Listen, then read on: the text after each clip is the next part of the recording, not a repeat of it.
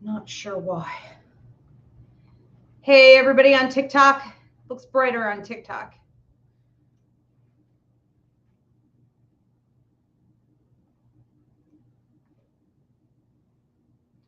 Let me give this a second, let a few people tune in. Jill, if I could see my members list, that would be great. I have to keep balls with me at all times now because the cats have been cooped up for so many months. I'm in New York. The weather is horrible. They just want to go outside. So if I don't have balls to throw to them while I'm doing lives, they'll knock over the cameras and it'll just be like madness the entire time. So how's everyone doing on TikTok? If I could get a thumbs up letting me know you can hear me and see me all right, that would be great. How's everyone doing on YouTube and Facebook? Same thing there. Please give me a thumbs up. Let me know that you can hear me and see me all right. I see 6 people are here, but I can't see anything in the comment section. So please drop something. Okay, great. Thanks so much. We eliminated Instagram because there's just really no point. It's like an old dusty, crusty dinosaur. So we're going to move on from that. We're just going to really be focusing more on TikTok. Okay. And then Facebook and YouTube as always. Okay, great. Mike Jacobs, good to see you. I did radio with Mike. He's awesome. Good. Glad to have you here. Candy Catrona. Hi, Candy. Chicken Mama. Greetings. Can hear and see me. All right, good. So I'm good on all 3 platforms. I do want to say thank you okay, to my YouTube members. And I had asked my beautiful producer, Jill, to pop the names up. And now I can't even see. They're so small. I think I got it, though. But anyways, thank you to my YouTube members. Your continued support allows me to create new shows like tonight's Late Night Circus show. I recently came out with another show called Dear Ivy, a play off of Dear Abby, a free show, free advice show. And it's really thanks to my YouTube members that I can do things like that, not always the paid shows, okay? Also, I had to get a new computer. My computer crapped the bed the other day, and I needed a new camera for a long time. So we've got that going here today. Let me know if you feel like you can see me more clearly. I feel better about it. Okay, so thank you to my members, Mary, Kat Bathory, Jordan, Lonnie Peterson, Yolanda Fisher, Audra, Erica, looks like Angela Johnson. Okay, Angie Johnson, Robin, Chicken Mama, Tristan, Edgar, Jennifer, Jill Marie, Deanna, Vanessa, Me Love 17, Andrea, and Jan Phillips. You guys are awesome. All right, let's let a couple more people tune in here. If you guys haven't already done so when you got in here tonight, please give this video a thumbs up. Drop a comment of any kind. It helps me out in the algorithm. Subscribe, especially if you're here on YouTube. And if you are on YouTube and you would like to become a member, there are 3 different tiers of options. Hit the join button to see what that's all about. If you guys want to check out the Psychic Mediumship course, go to ivyriverapsychicmedium.com or psychicmediumshipcourse.com. It is now evergreen, so you can jump in anytime on that and still be with the group.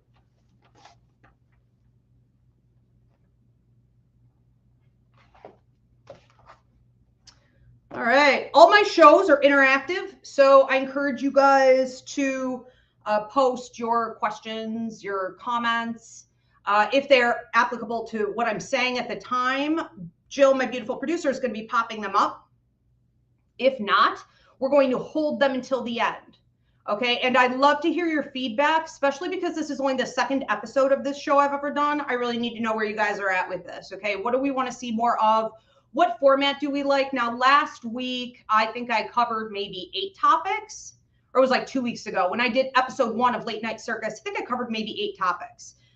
Tonight, I have many topics. It has been a lunatic circus out there, okay, the last couple weeks since last time we were here. So what I'm going to be doing instead of spending more time on these topics is hitting them and kind of knocking them out more quickly.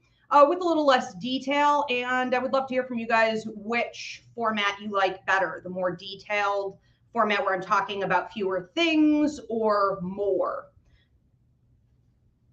All right. Thank you, Vanessa. I appreciate you too. Okay, let's go ahead and get into it. It's going to be a long list here. So welcome everyone. I'm Ivy Rivera. I'm a Taino Airwalk, a psychic medium, and this is my late night circus show. This is episode number 2, where I'm talking about viral topics, trending, worldwide news, current events, and how they relate to us spiritually, energetically, astrologically, how you can apply what's going on in the world around you to your everyday life and what will be coming up in the future. So I see the world as a dark circus. It never ends. There are always new clowns coming in to perform some type of dangerous act. It's scary, and it's also curious and entertaining.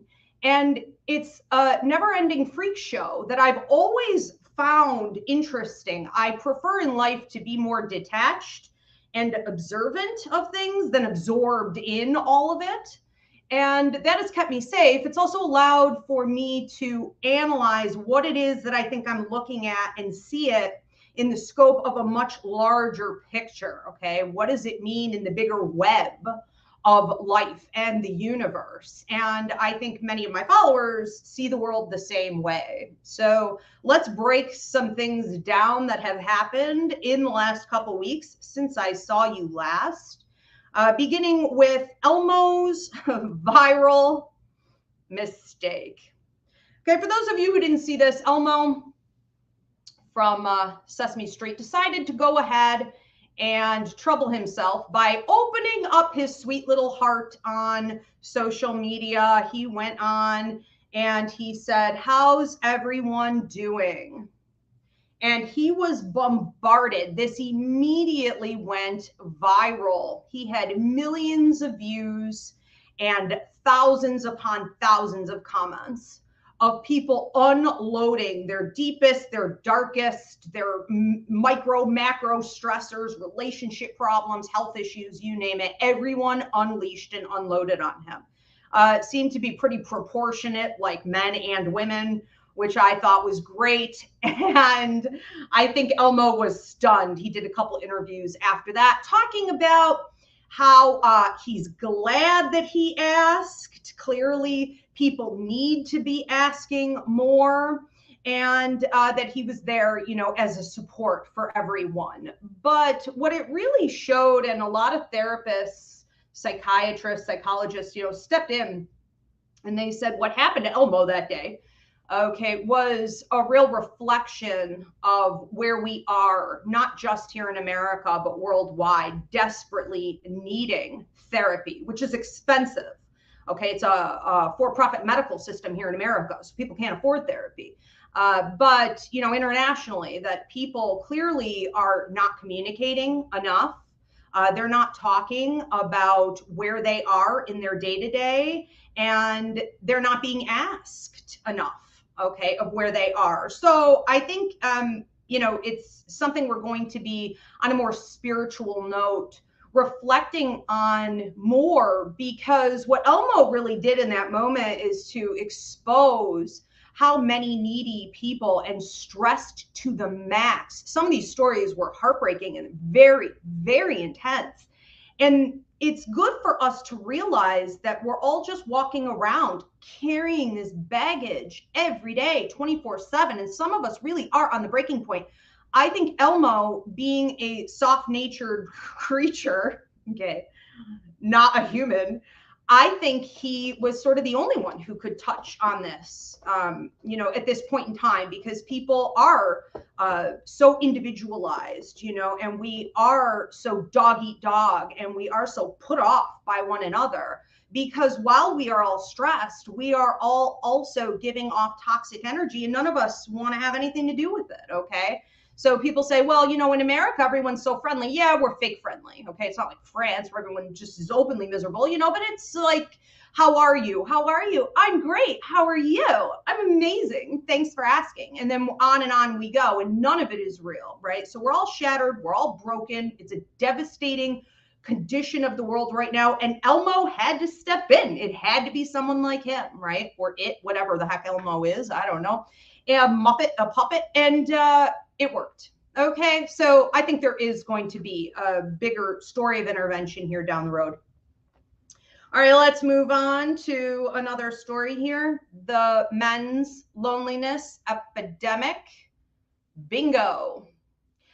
All right, so with the men's loneliness epidemic, we're all sick and tired of hearing about it. Most of us don't feel bad for them, especially if you're a woman who's been trauma dumped on your entire life, who's been abused, beaten up by them, you know, not seen as valuable in any type of a relationship, from mother to sister to friend to lover to wife to anything, right? So we've had it, and we don't care that they have a loneliness epidemic, because women have had a much bigger loneliness epidemic. Women attempt suicide 4 times greater than men attempt suicide, yet all we hear about these high rates of unmatched, you know, male attempts at suicide and such. So when we hear these things, we kind of go, whatever, it's enough. Also, though, I want to say that the reason the last couple of weeks have been a breakthrough with the men's loneliness epidemic, okay, is because finally researchers have stopped saying that it's women's responsibility to take care of men who are going through this.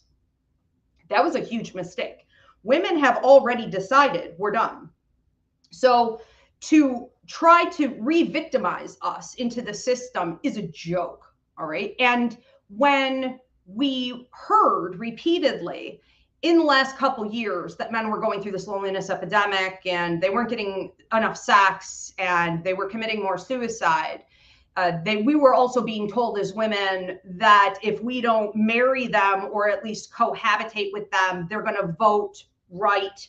They're going to vote extremist. They're going to murder more frequently. They're going to become more alcoholic and, you know, bigger drug abusers than they already were, and all this. And all us women said, wow, what a treat for me. Is that what I get to cohabitate with? Can I be first in line? You know, so it wasn't working, to say the least. And it went from there really to more blame against women, that it's the feminist revolution that is causing this problem for them. Finally, we have a bingo. In the last few weeks, therapists have stepped up and researchers are saying that what men need to do to combat the male loneliness epidemic is to develop themselves. That's it. They need to develop themselves. Yep, that's it. That's the solution. Now, we've been saying it for centuries, but with this, there are also suggestions about how. And while most men are refusing it, the ones that are actively working with it are growing leaps and bounds. And they are escaping this hellish existence that they claim that they're stuck in, which I believe. You know, they made this bed, now they're lying in it and they want out, but no one's going to come and rescue them, just like they never came to rescue us women. You know, that fairy tale doesn't exist, and now it's their turn to get out of it. And one of the ways they're going to do that is, yes, through self-development, but also through genuine communication with other people, not necessarily just men, but especially men. And what they're framing this as is men learning how to be friends to one another. That's it. So when men say, well, we never get anything, and, you know, we're not, you know, we don't have friends. You don't have friends because you're not a friend. You're not kind to other men. You don't listen to other men. You know, you don't allow other men to cry. You caused this. Now you have to fix it. Keep us girls out of it, because we don't care. We're not ever coming to rescue you. You never came to rescue us. And finally, I think we're on to some improvement. So what does this mean on a larger scale? Spiritually, astrologically? Well, astrologically, with Pluto in Aquarius starting January 20th and a couple other transits we have coming on, we're seeing the revolution really in place, right? The awakening, the new world, being built. And this is led by women in revolution. So if that's the new world and men are finally waking up, some of them anyways, they're finally waking up and they're saying the key to, you know, us being able to advance and go with women in this new world that's being created is us going through self-development, self-care, taking care of other men, you know, redefining what, I guess, if you feel you need to, being a man is or masculinity is. I'm not into any of that. I don't care about any of that. But if that's what people need, you know, men certainly do feel they need that, okay, those titles, and they need them defined. If that's what they need right now, good for them. Okay, so we are now moving in the right direction where some of the gentlemen are going to be getting on board, and I think a lot more will follow.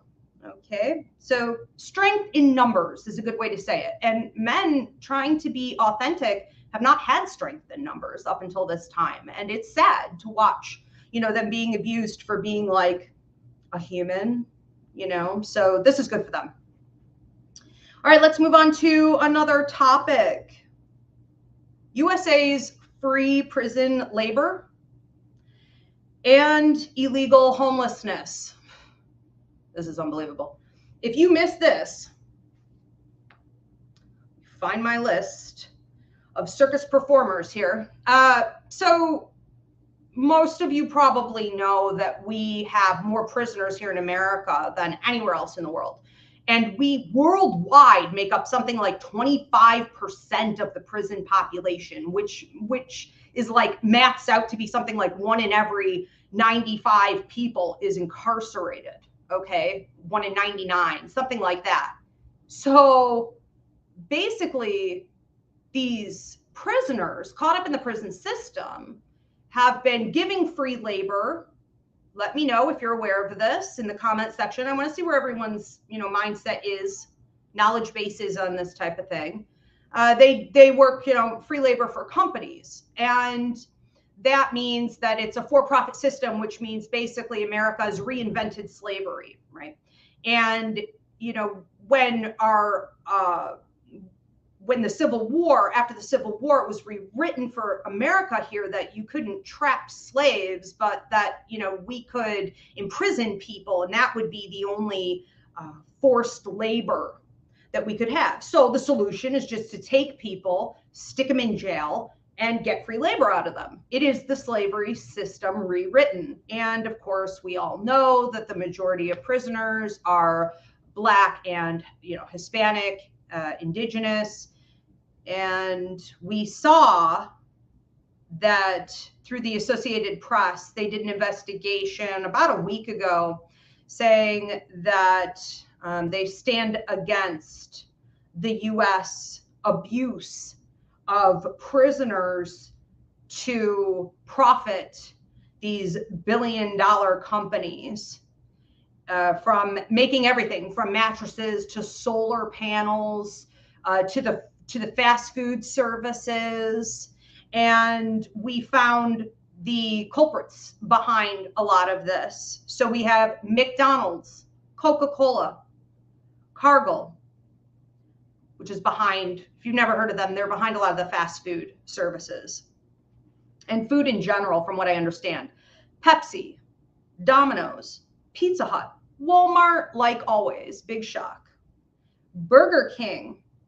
So what's happening here is that also, you know, in addition to this, 100% of the military helmets, tags, bulletproof vests, ammunition is made by prisoners, 100% of it.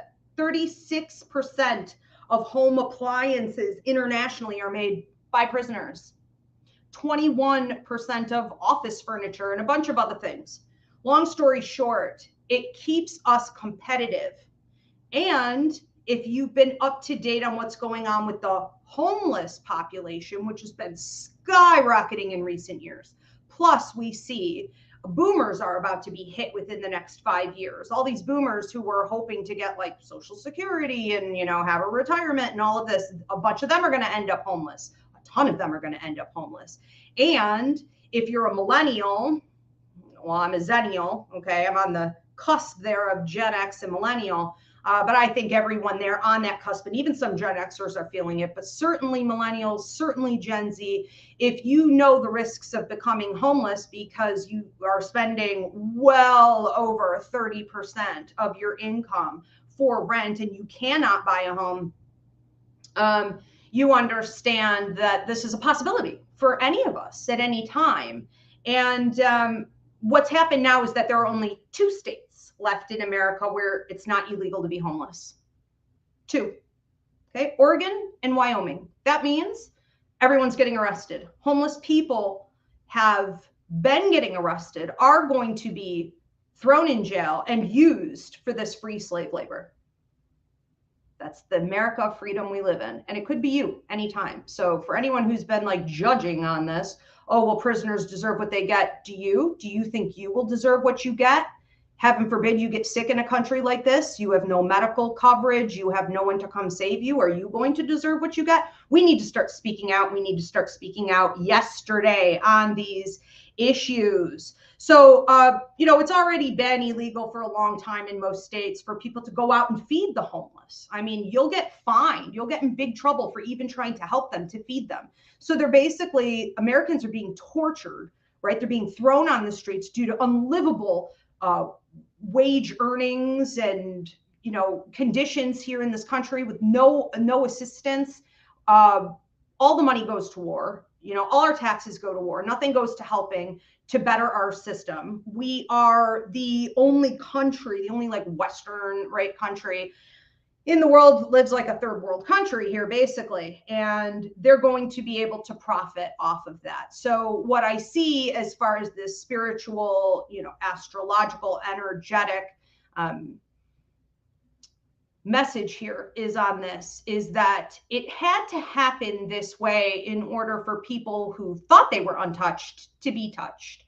Because we have a lot of privilege in this country. We have a lot of entitled people. We have a lot of groups, right? That, not a lot of groups, but, mostly white males, but, even white women, and some other people that are, maybe of any race, but upper class, maybe even upper middle class.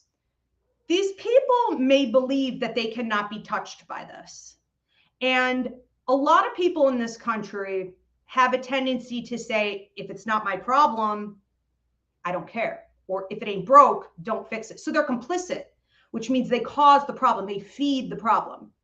And if this is what it's going to take for the revolution to take hold, to create the new world, for the awakening to occur, is for people to suffer directly or to have someone within close proximity to them suffer directly, that's what's going to happen. And that's exactly what's going to happen here through the financial crisis, the homelessness increase, which is just only going to continue, and prison rates increasing. So there you go. You want to see who's benefiting? Coca-Cola, Pepsi, Domino's, Pizza Hut.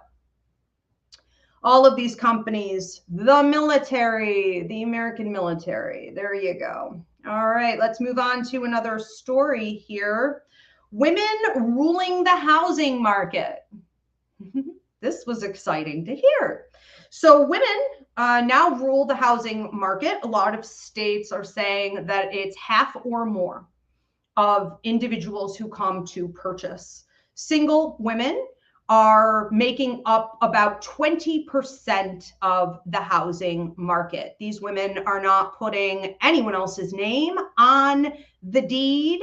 They have zero desire to do so, they claim. They have not only earned the money themselves, they have saved it themselves. And if they are allowing anyone to cohabitate with them, it is other girlfriends, it's other mothers, it's other family members, it's their children, obviously, and that's it.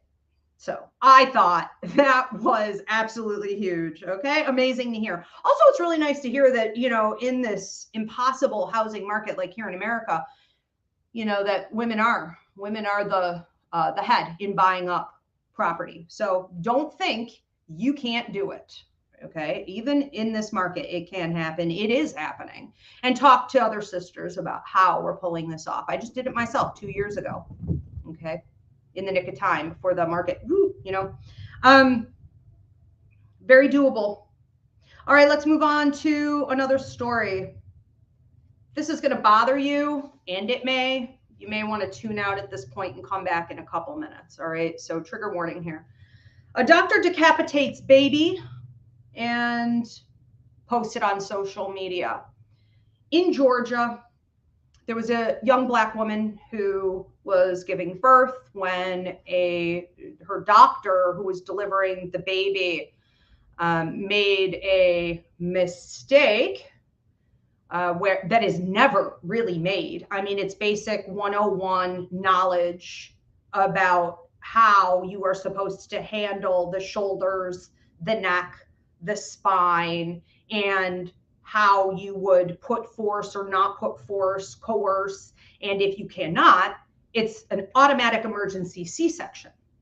Well, this doctor, against all training, apparently, actually broke the baby's neck at the C1, C2 up at the top. Then lied about it. Now, mom didn't know. In a state like that, for anyone who's ever had a child, you almost don't know what the heck is going on. Okay, you're just trying to save your own life. And they told her they were going to bring her in for an emergency C-section. So after all that, because they now have to fake it, they brought her in for an emergency C-section, and they said that the baby was already dead. So they basically blamed the mother that she was carrying a deceased infant, okay, or something must have happened. They, in trying to pull the baby back up and through, decapitated the baby entirely. And then they tried to hide it. The nurses were in on it. Everybody in the room was in on it. They put the head back on. They wrapped the baby up and they covered up the neck. They showed the baby to the mom and to the dad. And when they asked to hold the baby, they said, no, you can't do that. And when they said, well, I want to see the baby, they said, no, you can't do that. They swiped the baby away. Apparently at some point, photographs of the corpse were posted on social media by the doctor. I don't know if the nurses were in on that too. And later, we found out that the decapitation was done through the autopsy by the doctor when she was trying to vaginally deliver. So the doctor is charged with homicide. Now, what do I think about this horrific story? I think it happens all the time. I know people it has happened to. It happened to me when I was 18. And when I reported the doctor to the Department of Health, they found a list of other Puerto Rican women in the area that it had happened to. And a lot of those babies did not live. I had a family member, Puerto Rican, who had the baby's head had been punctured and the baby died when they said they were trying to break her water. What doctor doesn't know how to break a water? Okay, so the guy who did it to me got shut down.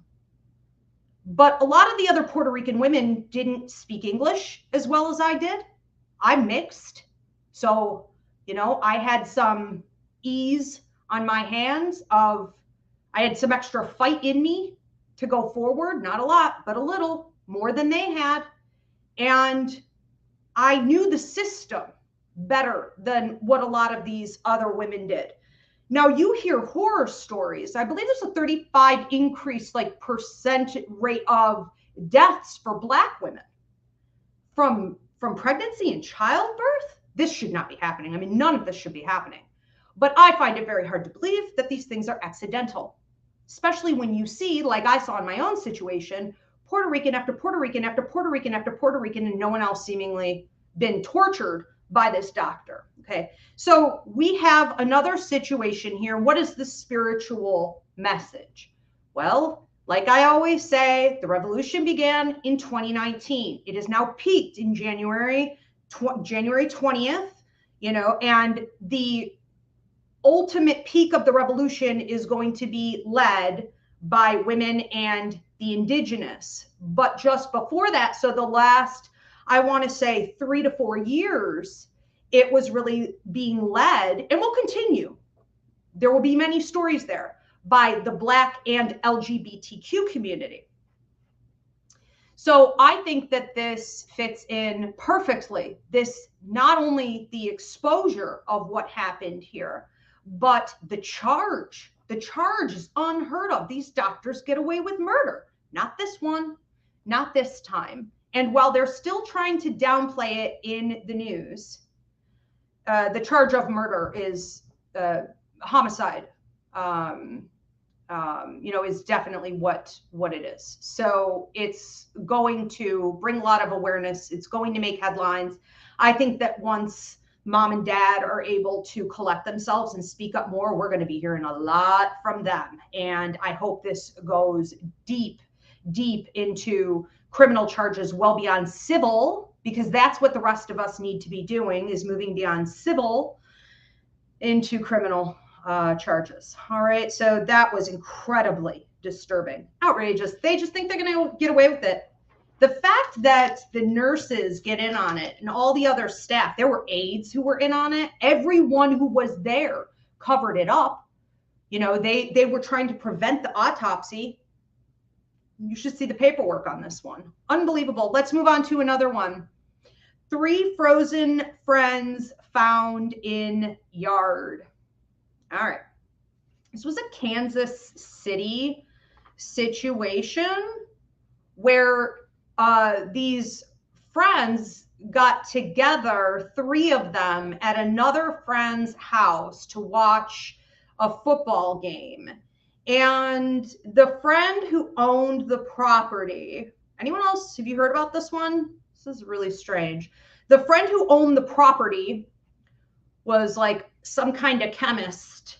And back in high school, because they all know each other, back in high school, he was infamous for creating and concocting different drug combos based on what people would order. So people would say, I want, this high mixed with, I don't know, maybe like a little LSD, a little Molly, a little Trolin, a little this, a little that. And he would be like, okay. So he would go back to his lair and he would concoct these things. And everybody knew him and loved, his drugs. But he had these 3 gentlemen, I believe everybody was in their 30s, ballpark, over, friends of his. These 3 guys knew each other very well, and they considered the chemist who owned the home to be a little bit more of an acquaintance than anything. Well, as the story goes, the guy who owned the home went to bed and his 3 friends left. But 2 days later, they had never come home. And their family, their fiancés, right, their friends, everyone's doing interviews on the news talking about how clean and upright they are, how they never mess with drugs. No way, not him or him. No, they don't do that. They don't do that. And where are they? Where are they? So the guy who owns the home has a fiance of one of the missing men break in, I think through a window, to try to he's not opening the door. He's not answering his phone. So she broke into the house. Somebody else broke in, a friend of the family, some guy, and he does not resurrect until the cops show up. Now the cops show up and he hears that. He came out of the room. He said that even though their cars were parked in the driveway, he hadn't noticed that. And he had an empty glass of wine in one hand. And he said he had just been sleeping mostly for the last couple of days and working from home. So they went out into the yard and they found all 3 of them. One man was dead, sitting up in a lawn chair, frozen, stiff. One more was on the patio, like on the porch, looked like maybe he was trying to climb up the steps. And I think the other one wasn't too far from that, like a little off to the side, all frozen. The police said, nothing to see here. No problem here. Looks normal to me. Don't they always, right? When there's like a really good drug dealer involved. So this story was getting totally ignored. They were not even going to do expedited like autopsies on these guys. Everybody was like, no, nothing's wrong, right? All of a sudden, the guy who owns the house decides that he's going to go into rehab, and he starts, making statements got lawyered up, start making statements through the lawyer. And the cops admit that they found a whole backpack full of drugs. And I think what they found in their systems was like THC, cocaine. I think it was like meth. I don't know. I have notes here somewhere on this. But anyways, everything. I mean, everything was in their system. And so what's the bigger story here? Because this one's still unfolding. I think that the bigger story here and on a spiritual level sort of goes a little bit back to the previous story we talked about here with the men's loneliness epidemic and what to do instead of just pushing it on to women to deal with. Okay, make men develop themselves, make men talk to one another and learn how to be a good friend and get, comfortable with growth. This is what happens when you don't do that. And I think it's a major wake-up call, because if you look at all the interviews with the moms and the sisters and the wives and the fiancés and how they were all like, no, my brother, my son, my husband, my lover, they don't do drugs. They would never get involved with something like that. BS. Okay, so I have said this before on here. I was homeless for like 6 years, and I was exposed and did myself a lot of drugs. No one will ever be able to pull the wool over my eyes. But for people who have not been exposed to drugs, or for people who haven't done drugs, they can have people around them doing drugs, even serious drugs like this, all the time. Or maybe it is just recreationally from time to time, but I doubt it. And I think more men than we realize are knee deep in this ish. And we're just like overlooking it, like we don't know any better. And this is what they turn to, okay, when they don't have real support, when they're not in a healthy mind state. And I think that this is going to lead, as the story unfolds, also to more exposure about how the police cover things like this up, because they covered up so much we already know, so much. Nobody's been punished yet. All right, but this story is outrageous, and this is just the tip of the iceberg. So stay tuned on this one. All right, let's move on to another one. Florida fails again. Trans driving ban. I don't know how anyone can live in Florida anymore. I mean, I understand if you're financially trapped, but what a mess. I mean, I won't even travel there. I won't spend I won't spend a penny of money there. I have not taken vacations there. I am completely and totally banning it as an option. We need to start exposing more, if we don't, even if we don't live there, what is going on in Florida, especially in regards to the attack on the LGBTQ community. And here is another outrageous move. So Florida has decided, let me know if you heard about this or what you know, how much of this you know, in the comment section, please. Florida has decided that transgender people are not going to be able to renew their license. That's it. That's it. So if they're caught driving, they're going to jail. I guess we could just put them back on the slave chain to make more profit for the companies. Like Coca-Cola will appreciate this, right? Let's just add to it. So they really have no choice but to leave or to deny who they are and what they are and what they believe. This is going to be one heck of a fight. Disgusting move, because it really, they don't have more important things to focus on. Florida's a train wreck. And this is what they're spending their time and attention on, is bullying transgendered people from preventing them from driving legally. Okay. All right, let's move on to another one, because I think that one speaks for itself in terms of the revolution, the movement, the awakening, where we're going. Again, we have LGBTQ community members leading, and that's been going on for the last like 3 to 4 years, leading this revolution. And it's going to, of course, have to come through the exposure of abuse being put on them, criminalizing them, massacring their rights, and trying to, make sure they stay like second-class citizens. So this is all part of the story and the fight. And I think it's also important for us to realize that, yes, they will fight their own fight. But again, a big problem is complacency. A big problem is people who actually feed these issues by sitting on the sidelines. And it's going to be a bigger call, okay, for these individuals to step up, because it's going to affect a lot of different areas of everyone's lives. How can they not drive? Okay, there are going to be problems here that come off of this, including financial. All right, let's move on to another one. We have the 4B movement. No more men. This is interesting, coming out of South Korea.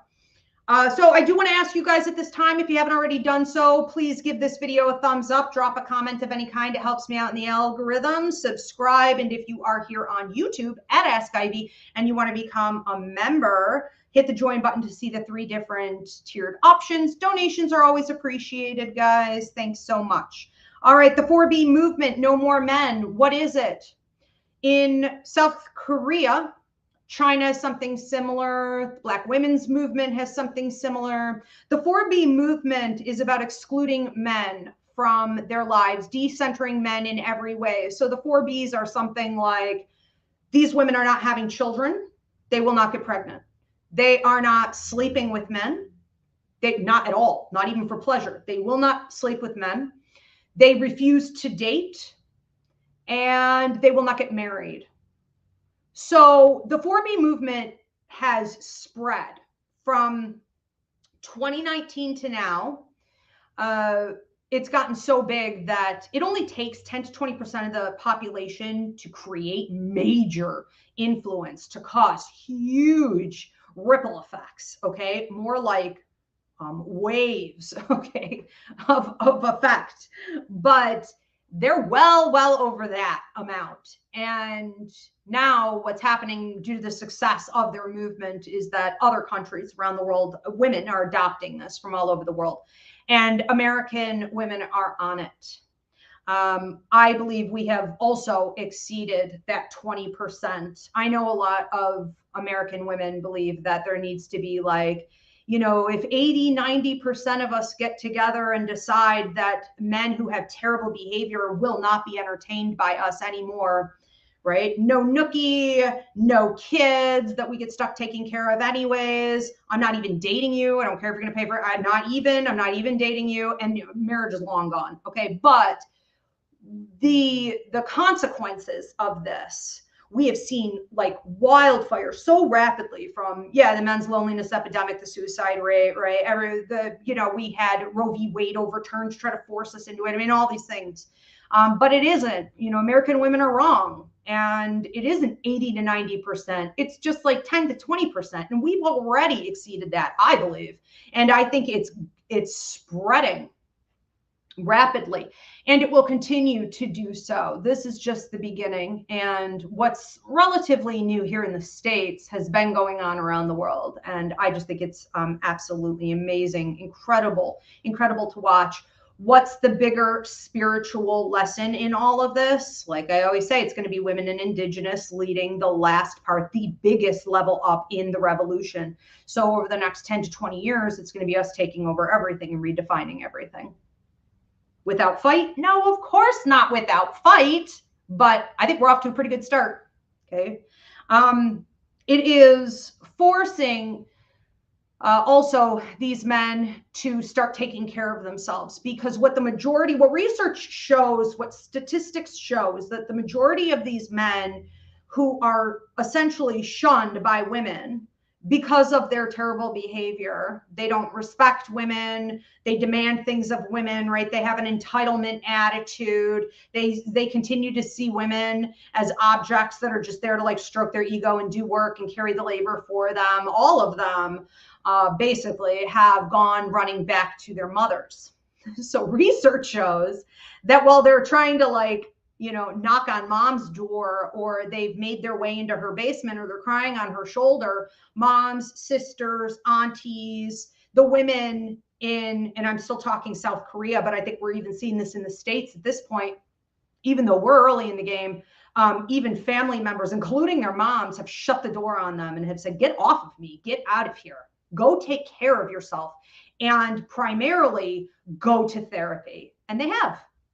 And some of them are doing better. Okay. So it's a step in the right direction. But yeah, 10 to 20%, ladies, not 80 to 90%. So the 4B movement, look into it. We're going to be hearing more on this over the next 10 to 20 years. Okay. But this is how you do it. You cut them off. Let's move on to another one. The 5 love languages, trashed. That took forever. I cannot believe it took this long. I hate the love languages. I am telling my clients all the time, forget what you know, throw it in the garbage, right? It's literal trash. This concept of the 5 love languages that went viral and it was international. I mean, it has been a hit, right? Everyone wanted to learn, what are these 5 love languages and how can I use it to get more, okay, out of my lover?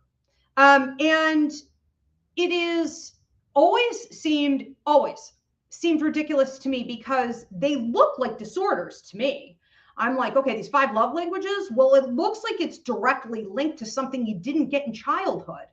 So for example, you know, if someone's saying, well, the way I give love is through acts of service, well, that probably means that you have codependency issues. It probably means that you had parentification in your childhood. I mean, that's how I always read it. So I was like, that doesn't sound right, you know? And also, well, what happens if you go to therapy or you do self-help and you heal those wounds, right? Is that still your love language? Of course it won't be anymore. Something else will be, okay? So that always has tested to be true in my world, working with people, that's exactly what it was. And men were also abusing it by saying, well, my love language is touch. So they were getting more sex out of women, or when women felt obligated, you know, to whatever. And it turns out the man who wrote the love languages is not a scientist. He's not educated in psychology. He's not educated or trained in relationships or relationship counseling at all. He's a preacher. That's it.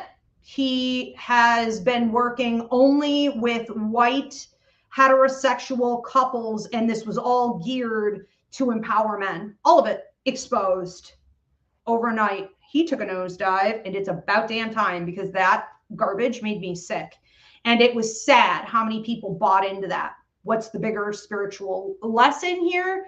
Well, honesty. You know, honesty allows for us to be frank about where we are. And when we're not looking for these sort of magical unicorn solutions to hooking a mate, you know, or to keeping a mate and manipulating them, when we're not looking for things like that, we are left with this raw authenticity that is ourself. And we have to be introspective, and we have to say, okay, where do I actually have healing that needs to be done? You know, where am I carrying childhood wounds and problems from my parents, and I'm, you know, dating and just reliving these same relationships over and over and over again? And we have to do the work. This nonsense of the 5 love languages has prevented people and stolen their time from doing the work in recent years. And it's about time it crashed and burned. So now people can start to be real about who they are, what they need, what they actually like,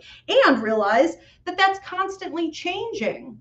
So we can all start to relate to one another on a more authentic, you know, basis.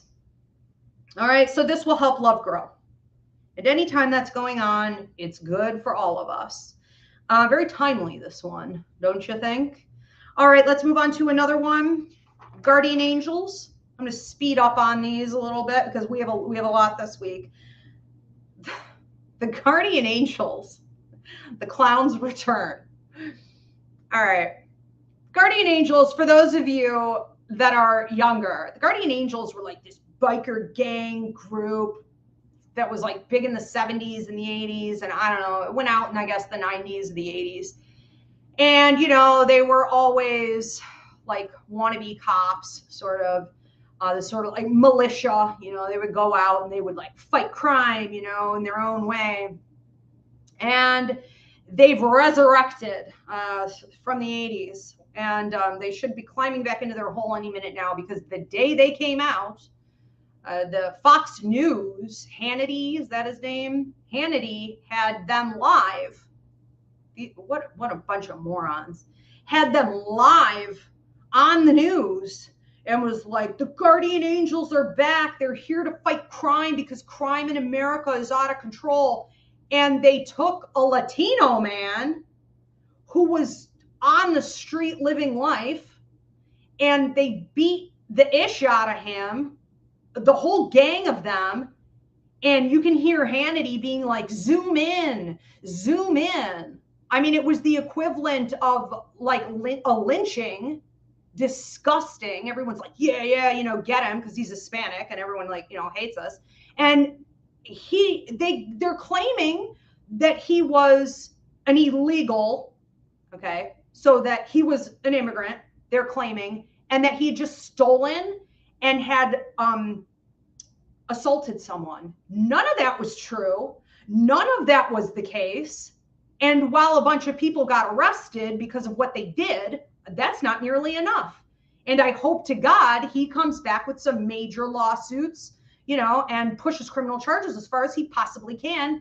And Hannity barely came back with an apology on this one. Okay. It was sort of like, oh, it was a misunderstanding. Oh, yeah, right. Like, you know, you didn't just totally advertise that, you know, Latinos in the street could just be attacked at any point, and vigilante, you know, justice, and honored for it, praised for it, feeding the flame of hatred. Despicable, outrageous, disgusting behavior, not shocking by any means.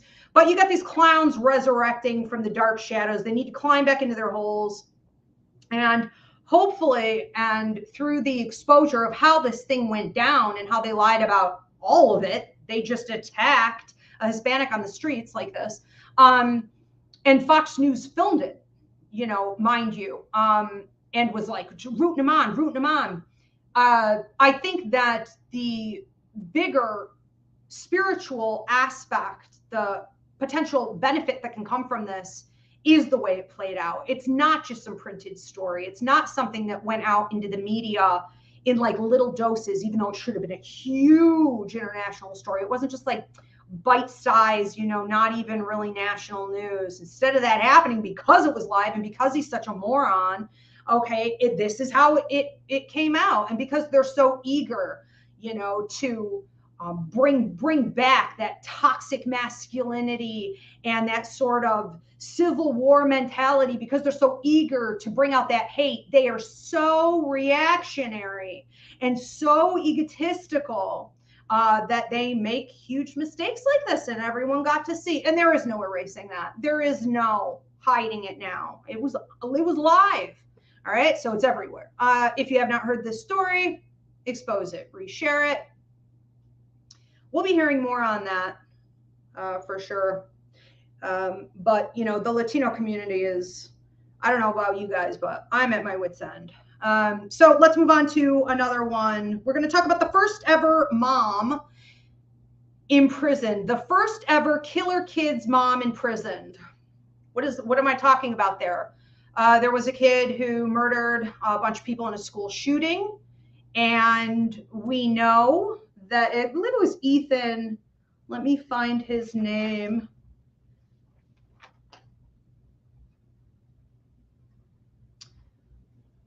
his mother knew that he was suffering with a full-blown mental health crisis. And he had even gone to school and, was drawing horrible photographs, like horrible pictures, drawings of his mental state, and like images of him shooting up the school, murdering people, and like blood everywhere. And he kept writing on these pieces of artwork. Ethan Crumbley was his name. He kept writing, "I cannot get the voices out of my head. I'm going to be forced to kill everybody. Like, help me, help me." Well, apparently the school contacted the parents. This was all in Michigan in 2021, but the sentencing just went on last week. So apparently the school contacted the parents, and the parents, instead of getting him therapy or sending him, off to the doctor, or at that point to the mental institution or whatever they needed to do, they went ahead and they bought him a gun. So they bought him a rifle, okay, to add to his little collection. And he went in, I believe it was the next day, and murdered a ton of students. And, while he was put away, the parents were never charged. And I think in America, they try never to touch these stories, because with the NRA and all the money that goes to politicians and the evangelical right and this and that, everyone wants their guns. They love their guns more than they love their children, by far, by far. Okay, there's so much money to be made in guns. And there's so much money to be made off of these murders. So they want to see them continue. And I think that the time has really come for us to say, all right, enough. If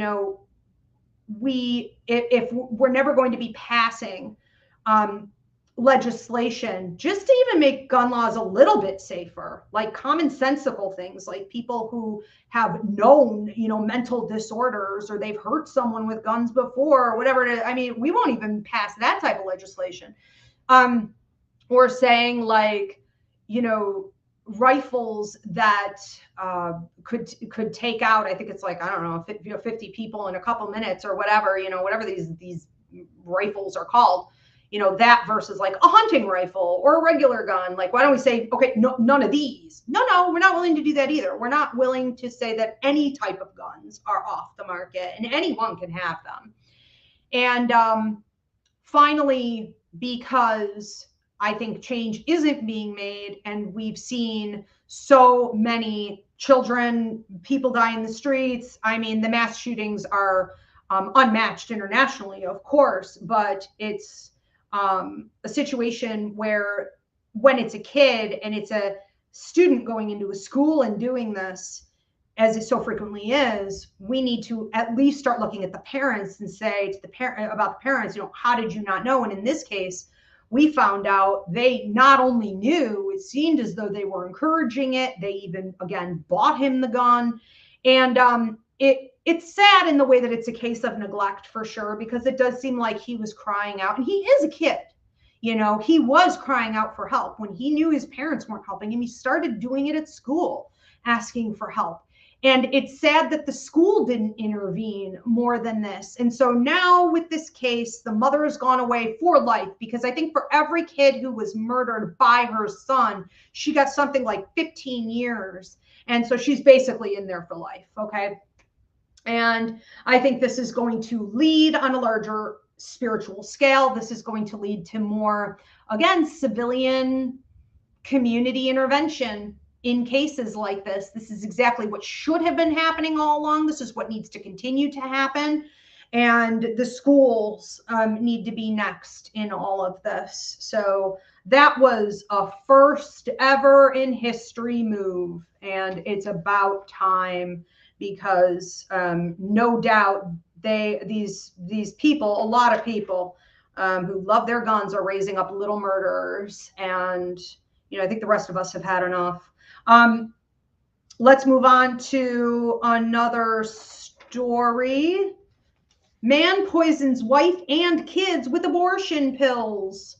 So in Houston, Texas, there was an attorney who decided he didn't want his wife pregnant anymore. And since Roe v. Wade has been overturned, note this, if she had taken the abortion pills, she would be charged with murder and imprisoned for life. But he, because he's a man, was able to pour it in her drink. Now, when I first heard this, I thought, did she ask him to do it? Since abortion is illegal? I mean, I didn't know what to think when I first heard this. I was like, maybe he was helping her. I don't know. No, he was not helping her. He was spiking her drinks for years, okay, with these abortion pills. And he caused her to have a miscarriage after she had been like deathly ill. And then he would be like, oh, I'm going to take care of you. He would bring her water. He would bring her things that she'd be like, why does this water look cloudy? And he would say, well, we're having problems with the pipes. I'll call a plumber or whatever it is. And she would drink it and then she would get violently ill. Well, she was smart. She started to collect samples of what he was feeding her. And he would even pass her drinks in restaurants and stuff. She would collect samples. And she busted him eventually. He did cause for her pregnancy to miscarry, which is sad. Her previous pregnancy from just about a year before that actually caused for her to almost miscarry several times, but she had the baby, and the baby has a ton of disabilities because of this drug. So he's drugging her kids because he didn't want to deal with them anymore. Instead of just leaving and being a man about it, this is what he did. And he got 180 days in prison. And if she had done it, she would have gotten life. Do you love it? What's the bigger lesson there? Well, exposure. Exposure to the obscene injustice between men and women, especially here in America. And if we are the leaders of the rest of the world, this should get some good exposure. So hopefully she fights a really good fight on this. It's also going to bring about a lot of change and argument in the upcoming probably 2 to 3 years, as I see it, in regards to Roe v. Wade being overturned. We got the elections coming up. So there's a lot of like political stuff behind this and change that, that can happen from that. Just being the discrepancy here. How come she can't take that pill and he can give it to her? And he's not charged with murder at all. Okay, at all. But she would be. So we want to look at another story here. NFL and Joel Osteen. If you guys aren't familiar with who Joel Osteen is, he's a TV evangelist. He's a Christian leader, and he is huge. He has a huge following. You've probably seen him. He has sort of like an egghead and kind of like horse teeth, and he's always smiling. Okay, smiling, like seems super enlightened until you see what he actually, the tax breaks and what he actually spends his money on, what he's actually into, what he actually promotes, and whose rights he's actually stealing. Then you see the horns. But he seems very pleasant. Anyways, this big tall white guy. And the NFL. The NFL had their like state gathering, their big party for the team that won the Super Bowl. So Kansas City. And everybody got together, tons and tons of people, okay? And right about, I want to say within like 24 hours, 48 hours, something like that, both of these stories, I think, came out. Correct me if I'm wrong, but whatever, within like a week, days. So this huge NFL party got shot up, mass shooting. And I want to say 11 children were injured. Something like 20 people died. 20 people were injured. I think one died. 11 children were injured at the NFL thing. Joel Osteen's, they shot the woman who, she emptied 5 rounds, okay, on these people. And she was shot. She came in with a 7-year-old boy. He was shot in the head. She died. He was wounded. A bunch of other people were wounded. And, we are seeing this so commonly. I mean, that we expect to hear it every day. I mean, if you're an American and you just expect that this is a normal part of life, that you're going to hear about like your kid's school getting shot up or school nearby or a public event of any kind. I mean, if that's just assumed to you, I would love to hear it in the comment section. The rest of the world does not believe how we live here. Okay. If you can even call it that. I don't know about you, but I don't go anywhere. If I know there's going to be a group gathering, not that I would want to anyways, but like if I know there's going to be a group gathering, you could not pay me to show up. You can barely get me to go into the mall. I mean, we had a mass shooting, here in Buffalo, in a grocery store a couple years ago. It's happening all the time. It's the Wild West here. There are zero regulations on any of this. So we see that within a couple days, we have the NFL hit and we have Joel Osteen, the biggest thing in TV evangelism out there. At the same time, what does that mean on a larger scale? Well, it means that we can see, first of all, what people in real positions of power, because what's more powerful than the NFL and these big TV evangelists, right? We can see what they're really about. We can see whether or not they're going to fight for change and legislation, gun regulation, protect our people. Are they real members of the community? Do they want to keep our kids alive? Or do they not care at all? Are they profiting off of this? So we're going to see. And we may not have to dig very deep to see at all. Joel showed up for an interview saying with his big smile, "It's such a tragedy, but God's got a plan." Does he now? Let's see what your plan is, Joel Osteen. All right, because all eyes are on you now, Christian man. Let's see what you do in a situation like this with the gun lobbyists and whatnot. So this is going to be very, very interesting. I like the way the universe plays things, putting these two big names together simultaneously so that everyone will be watching, okay, for an extended period. And hopefully change will come, because right now with capitalism, there is no value of human lives whatsoever. And as we're in the end stage capitalism and everything's burning down, dying out, this is one of the first things that should have been gone already. These rights to guns. All right. So we're going to move on to lead poison Stanley Cups. This one's going to be quick. Lead poison Stanley Cups. Who wants them now? I did a story in the first episode of Late Night Circus talking about how so many of us did damage by boycotting Starbucks, because Starbucks is directly giving a ton of money to Israel and they support the genocide. All right, so does McDonald's. And if you're not sure who we're boycotting, go on to my TikTok and you could see there's a video there talking about everyone we're boycotting. I'll have to do a new one here soon. But, there was a lot of damage done to Starbucks profits because of the number of people, even in airports, because of the number of people who will not have that cup of coffee. They will do anything to avoid them at this point because they have blood on their hands. And so they quick came out with a cash grabbing scheme with these Stanley Cups, and all these circus performing clowns got in on it, and they're just snatching them up and collecting them all and giving this money right directly to Israel, right, in the genocide in Gaza, and just defeating everything we had done in record time. People went crazy because they're so easily brainwashed into things like this. And now we find that, it did make them a huge profit. They are also poisoned with lead. So what do I think the bigger message there is? Karma. That's what I think it is. I think it's karma. I think it's be careful. Pay attention. Open your eyes and ears. Okay? Pay attention to what you're doing. Pay attention to what you're consuming. Pay attention to who you're hurting. It's not like people these days can claim that they didn't know any better.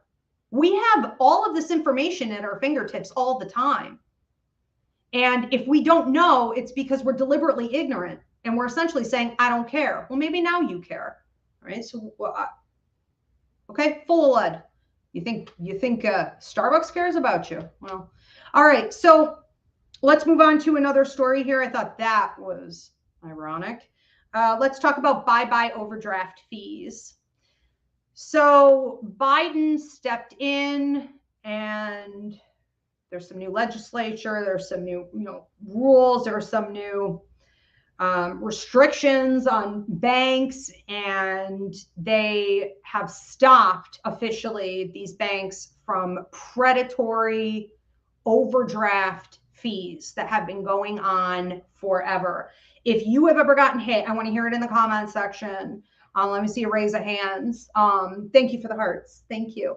Yeah, if you guys keep tapping that screen there on TikTok, I appreciate it, and share this video. Whew, if you've ever gotten hit with overdraft fees, this is terrible because it's all a hit on the poverty stricken, right? Anyone who's poor will eventually reach a point where they overdraft their account, they overdraw on their bank account.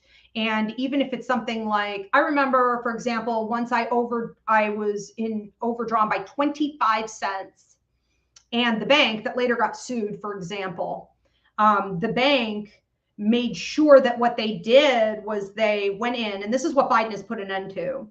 They made sure that they took out all of I think the way they were doing it was like taking out the big charges first, and then that would strip my account. So if you have like 10 checks waiting to be cashed, for example, they would go to the biggest ones first so that your overdraft problem is like immediately, you're going to get charged for that immediately. When in actuality, the first 6 charges were maybe much smaller checks.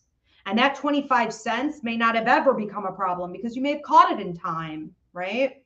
Or you would have only gotten hit with maybe 1 or 2 overdraft fees. So they rearrange things. You understand what I'm saying? They take what needs to be withdrawn, they rearrange it so that the biggest hits happen in order first. Then every smaller hit under it is an additional charge, an additional charge. So for example, what happened with me was I was short 25 cents on my bank account. And they hit me with a $35 overdraft fee again and again and again and again and again. Not only did they do that, they hit it for days. They didn't tell me for days that it had happened. And so that caused other things I didn't know to put 25 cents. I didn't know to put, you know what I'm saying? Anyways, long story short, they ended up getting sued for that. But things like that have been going on. I want to say that was in like the early 2000s that happened to me, but I had it happen multiple times. I was always overdrafting, my math is horrible and I was broke. And what happens is that, people cannot catch up. And again, it's a predatory system on those that are poor versus those that are wealthy and will never, ever, have any of these problems. So when Biden stepped in, and now they are fighting it. Okay. They are freaking out. They are freaking out. We'll keep your eye on this story because there are going to be a lot of battles politically with this. These banks are furious, but as of right now, there's a stop to it. Okay. So if you are now banking with a system that used to do this, what you're going to find is that they are forced to give you some leeway, not only like financial leeway, but also like reporting it to you, like letting you know that it happened. And they have to give you extended time, and they're not able to rearrange the hits. There's all kinds of stuff. Their hands are tied. This is awesome. All right. I love this. Finally, a little bit of justice. What's the bigger spiritual lesson and astrological, story here? Well, it is that the tail becomes the head and the head becomes the tail. This is just, one way that those that don't have will be able to clutch a little bit of their wealth for a longer period of time, because the abuses against the poor are always that not only can we, due to redlining and, making less money and not being hired as much, whatever it is, all the different ways that we get hit, the injustice there it's not just that we have to deal with those things all the time and we're kept away from creating generational wealth and security for ourselves. It's also that anything we get, we have to fight to hold on to every freaking second of every day, you know, because of BS like this. So this starts knocking them out one by one. And I think it's actually a bigger move. I think this should have been in the news far more than what it was. So keep an eye on this. What does it mean? We could start to rise up. All right. Wealth is going to be changing. I said this in my 2021 predictions, that the head becomes the tail becomes the head. And, you know, it was right around that time we were starting to make some advancements in this. And so there are a lot of things that have been going on behind the scenes that are now going to start coming to fruition for us. So awesome. All right, let's move on to another one.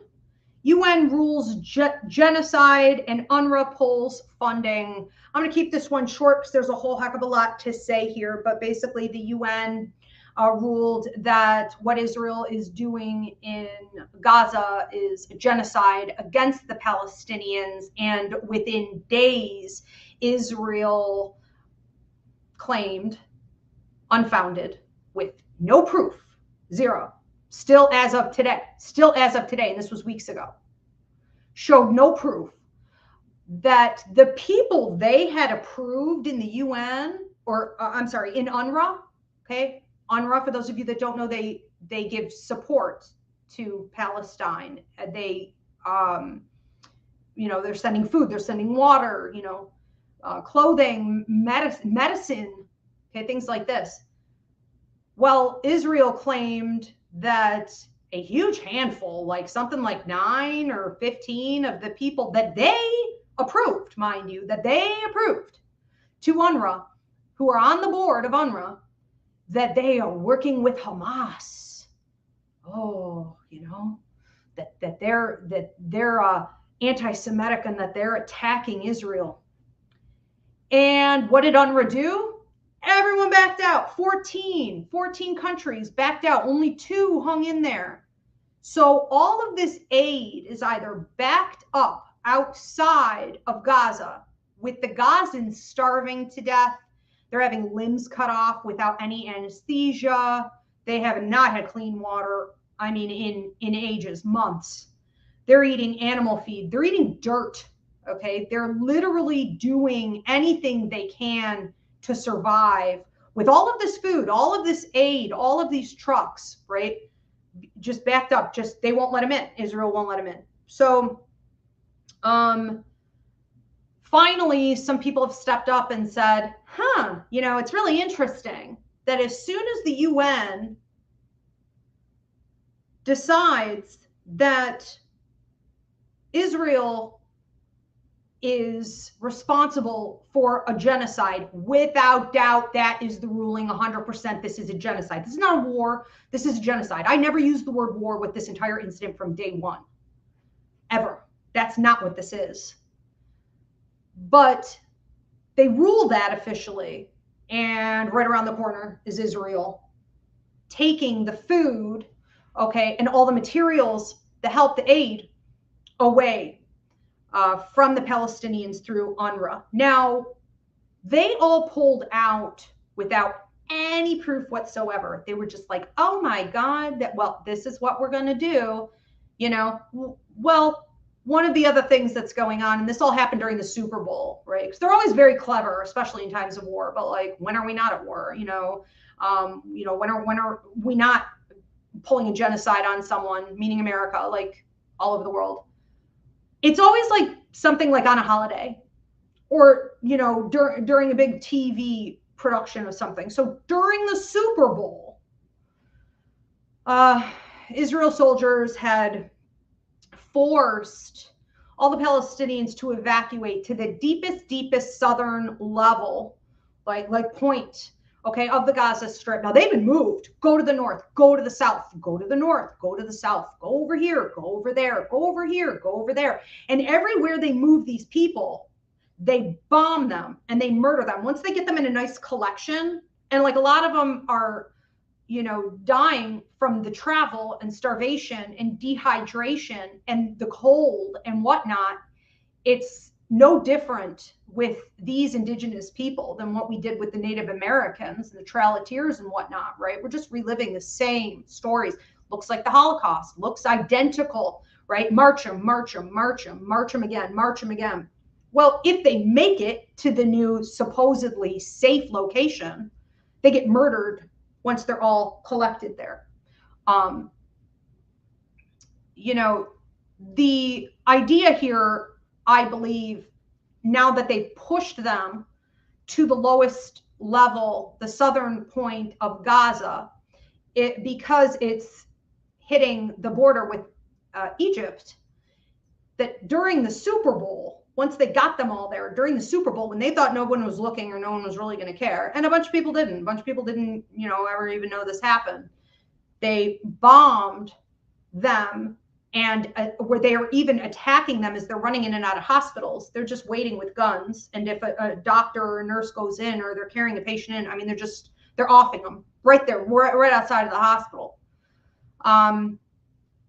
And now with the starvation, because UNRWA's not putting through the resources, Israel won't let the resources in. What they're trying to do is to shove them into Egypt. They're trying to force Egypt to take them in. Okay, so long story short, what are we looking at here? Well, we're looking at the opportunity for the entire world to watch on our phones, on our social media, on live streams in real time, what a genocide looks like and how it tactfully plays out by these fascists, by these murderers. And we're able to see who is backing them, who's paying for it, how they're strategizing behind the scenes. Well, now that we have this type of education, we are also able to come together as a community and strategize in our own way about how we fight such things. It's also a major wake-up call about how we want politics to change, who we don't want to see in power ever again, because a lot of stars and a lot of singers and a lot of politicians that we all thought were amazing are behind this. They support this. You know, they feed Israel, and they're getting another 19 billion.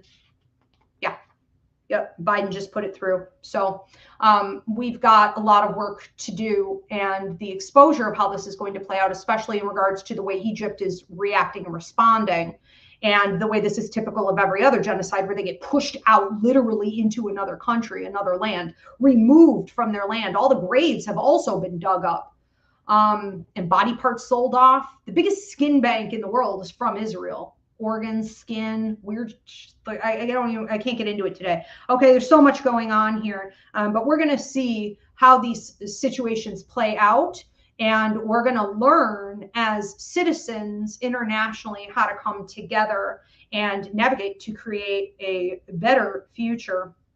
Let's go on to another one here. The airlines have a plain old death wish. Just when I thought I'd seen it all. I haven't flown in a few years, thanks to COVID. And then I didn't want to because I don't like it. I always get tied up in security, and it's just gross. And I always get sick, and there's just germs everywhere. And I can't do it. So, you know, it ruins my trip. And so I will do anything to avoid flying. I will like walk if I have to, but I have taken trains for 8-10 days. I've taken buses. I have driven, I will drive, right? I recently drove to Florida. I'll drive to California. I'll go anywhere. But I do not want to get on a plane. Well, I finally got on a plane a few weeks ago for the first time in years. And my God, things have tanked. I thought it couldn't get any worse than the way it was, like pre-COVID. I was wrong. And we have seen in the news so many, I mean, really on a daily basis, if you're paying attention, you could see where a plane crashed. You can see where wheels fell off. You can see where, like, you know, they have doors and parts blowing off.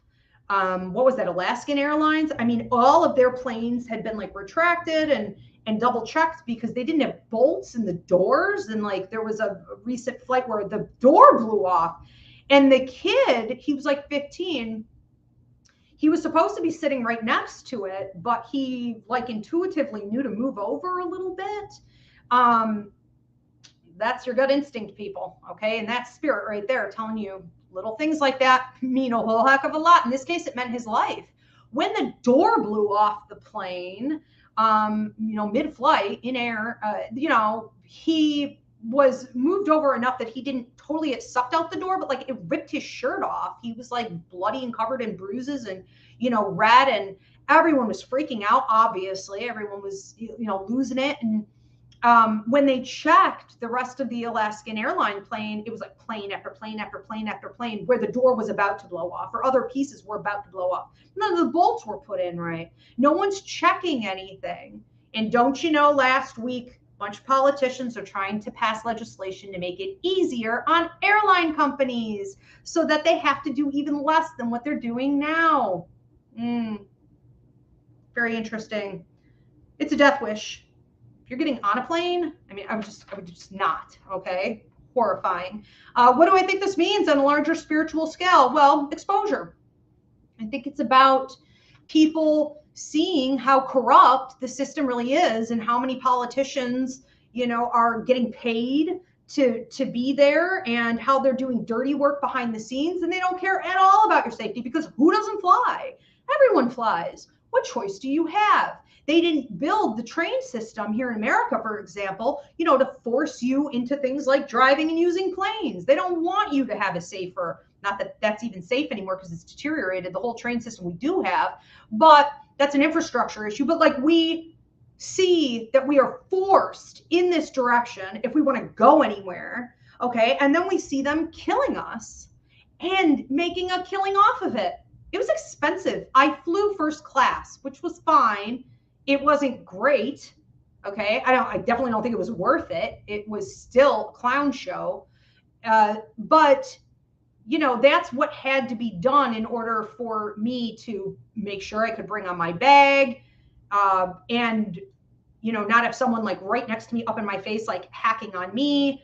And I paid a fortune. Okay. I want to say I had to pay like an extra $600 or something for that. And I'm like, this is ridiculous. They're taking more and more and more and more away from you if you're going to ride economy, if you're going to fly economy, and we're just getting gouged with all of these fees. It was ridiculous. It was ridiculous. And we're not guaranteed to get there in one piece because the plane isn't guaranteed to get there in one piece. And they want to see more of that. That's what your politicians are fighting for. That's what the airlines want. All right. Let's talk about, we're going to be wrapping it up here. So for those of you who tuned in late, please give this video a thumbs up, drop a comment, subscribe, especially if you're here on YouTube at Ask Ivy. If you want to become a member, hit the join button to see the 3 different tiers of membership. I'm always asking you guys to transfer, especially if you're on TikTok and Facebook, over here to my YouTube channel at Ask Ivy. If you actually want to really support me, this is where it's at for me. Okay, so it costs you nothing to become a subscriber. Donations are appreciated. All right. So if you haven't already done so, at the end of today's Late Night Circus episode, I am going to be taking your questions and comments. So go ahead and start posting them now. If you haven't already done so, Jill, my beautiful producer, is going to be popping them up. All right. Couple last minute stories here. These are going to be faster. I know I keep saying that. I talk too much. That's what happens when you're like Gemini in 7 houses. So climate change and mental illness, in particular schizophrenia, climate change and schizophrenia, but a lot of drugs, even for like bipolar, from what I understand. I'll have to do more research on this one, but how is climate change directly affecting and linked to mental illness? This is sad. We saw last year shattering levels with the heat, temperature rates like we have never seen, unprecedented. And we saw people in cities, for example, like falling on the cement, burning their skin. Okay. And, so many people are just dropping like flies. I mean, because you can only hydrate so much. And, we have a lot of issues also in our colored communities and or our poor communities where people don't have things like adequate air conditioning. And so we've already probably heard a lot of stories on that and how it irritates asthma and it causes other medical conditions. Okay, so this is a bigger problem. It has been for a long, long time. Again, we need to look at race. We need to look at economics. We need to look at redlining and a bunch of other things with this. Pollution as well. But this is really interesting because this is directly connected to climate change and how when the heat is skyrocketing, people who are on meds for their mental illness are dying at like 3 times the rate of the average person because the medications that are keeping them stable get activated and are dehydrating their systems. They are causing all kinds of, also my understanding was like, damage to the organs. So there's a bunch of stuff going on here. And again, I want to do more research on this. I don't want to misspeak on it, but that in a nutshell is the big idea. The hotter it gets, the more people with mental illness, especially schizophrenics, are going to find that they cannot take those medications, or medications have to be reinvented to deal with the increasing temperature as time goes on.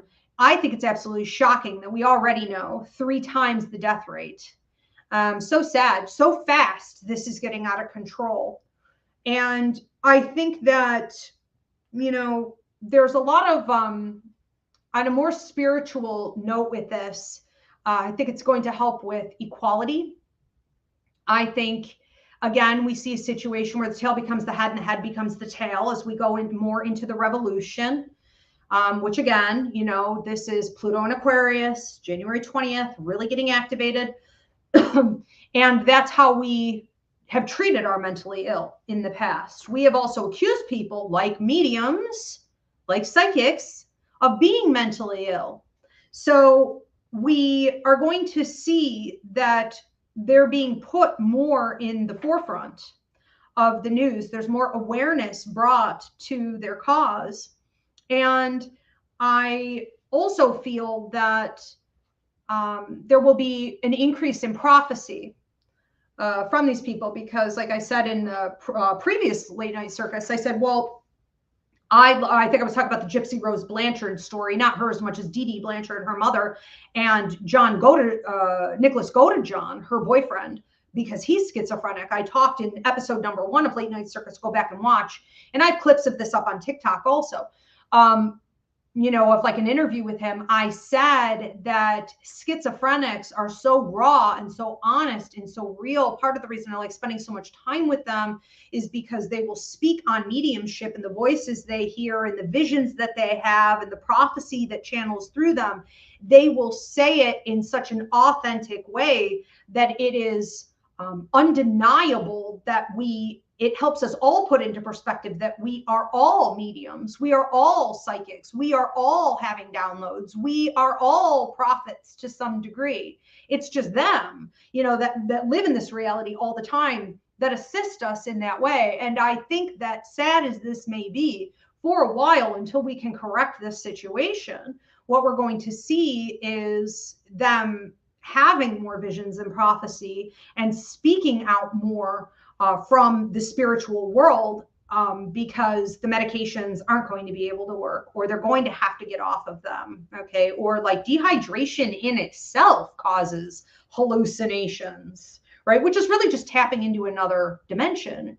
It's just tapping in to that information that we were not previously able to access. This is going to be very interesting. And, we need to move quick to save them. But in the meantime, pay attention to those in your life who are going to be dealing with them. And I don't know why we haven't heard more on this. Okay. This should be all over the news, because it's not like those heat waves just happened yesterday. Okay. This was last summer. Unbelievable. No one's even really talking about this. Let me know if you've heard about this. But Big Pharma doesn't want something like this getting out. Money, money, money, money, money. Okay. And the doctors don't want to lose that profit. So don't forget, It is designed against you. Okay. Let's move on to don't get a death sentence here.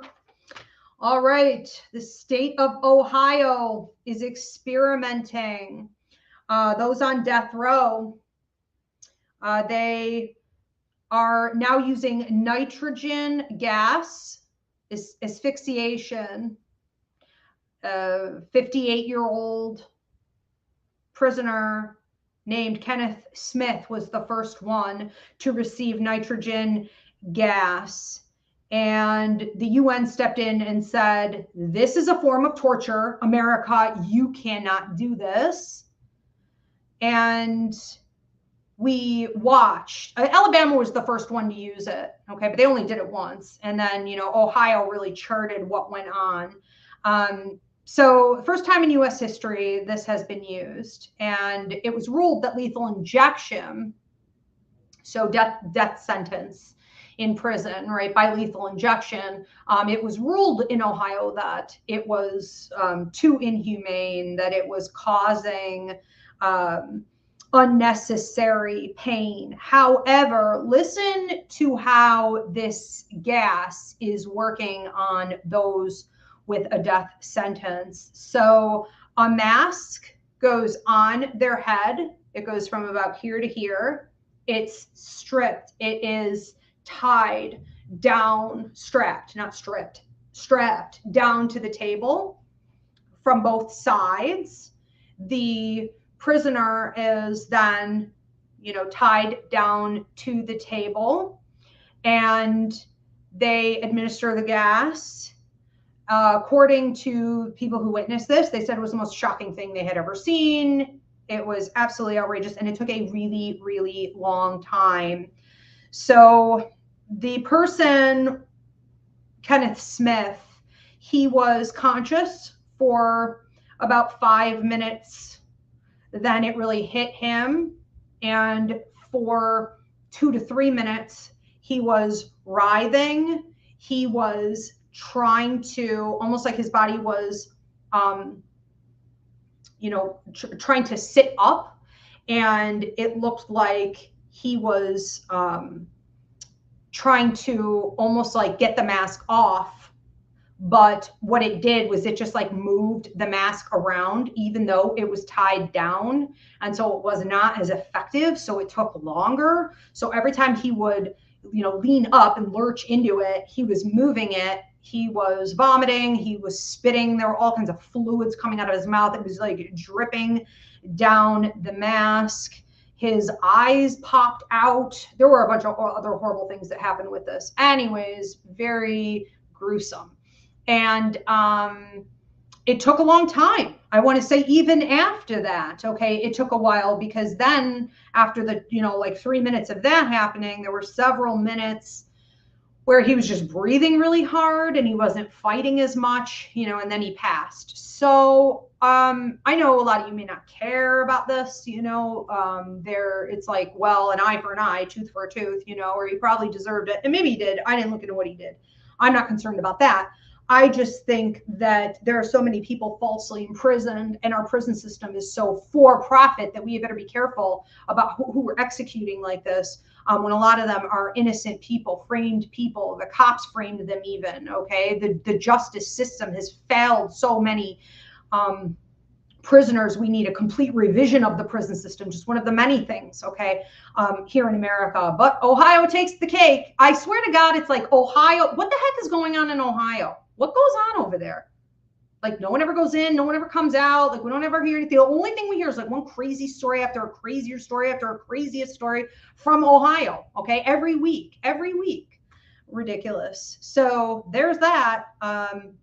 Interesting. But there will be more to this story, because on a spiritual level, what we're talking about here, again, is exposure, because even the UN had to step in and talk about how inhumane. Now, on its own, the story may not do much, but given that we, you know, America is leading the genocide in Israel with our funding and some other things we're doing internationally, Congo and other places, we're seeing so many areas where America is popping up as this huge villain, and it's not going to be tolerated forever. We're not the big bad bullies with all the power that we once were. And so I think this is another great story of exposure.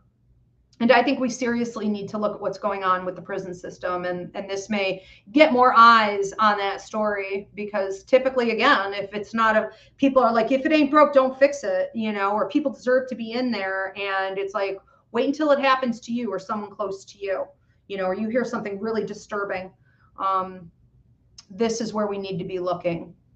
So exposure to the system on an international scale with that story.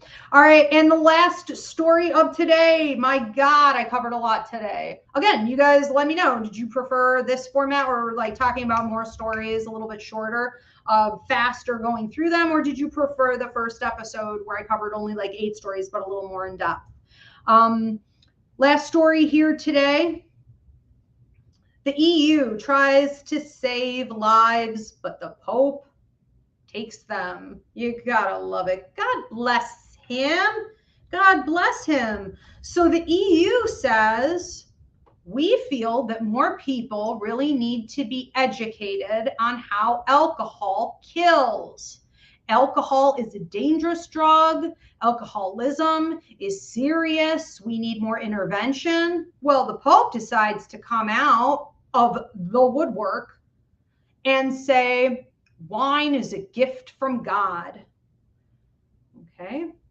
That drinking and the way it makes you feel is true joy and happiness. Yeah, well, we know that when we're drunk. We all know that. We also know that these other things are true.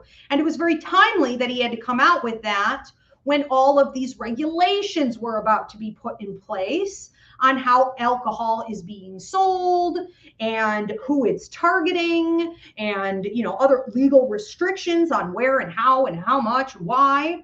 No, that's all it took was for the Pope to come out and say, no. It's okay. It's okay. Go drink. I have never. Okay. I never. It's always the church that really gets my jaw, okay, on the floor with their timing on things like this. So automatically, there were restrictions being put in place in Italy, for example, with the wineries. And now, they're using the Pope as a defense in lawsuits and for legislation, and they're hiding behind the Pope's words. And so far it's kind of working. Okay. So, is he really doing the Lord's work, or is he working for the other team, the good old church, always behind this kind of nonsense? All right. So I think there will be many more stories on this as we go forward, because we are looking at, as a whole, meaning internationally and on a spiritual level, becoming healthier because of all the things I talked about here today. We are turning away more and more, I believe we will be, from drugs and alcohol, and we are looking more at mental health in the future. Not to say that, the establishment is necessarily going to make sure that we're receiving mental health treatment, but I believe it's going to come from the citizens. I believe it's going to come from the communities. I believe it's going to come on an individual basis. We even see it on TikTok and YouTube. And how many outlets do you have where you can get mental health care,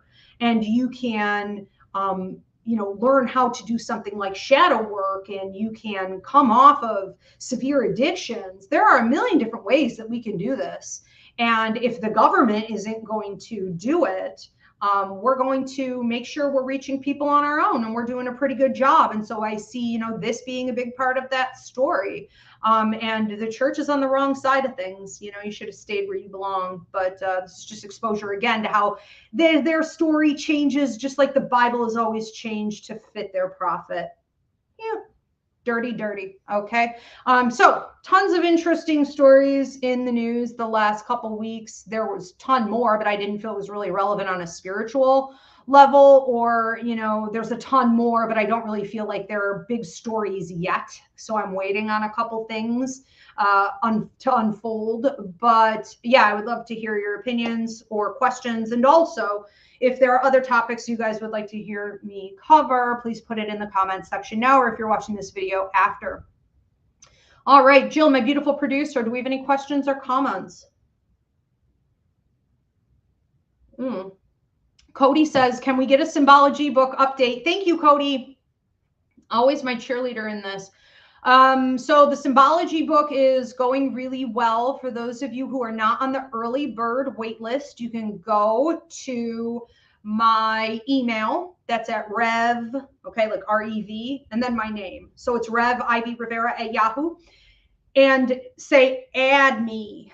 Okay, and then I'll put you on the early bird waitlist for the symbology book. It is coming along. I bought this new computer a couple days ago so that I could do my final edits here.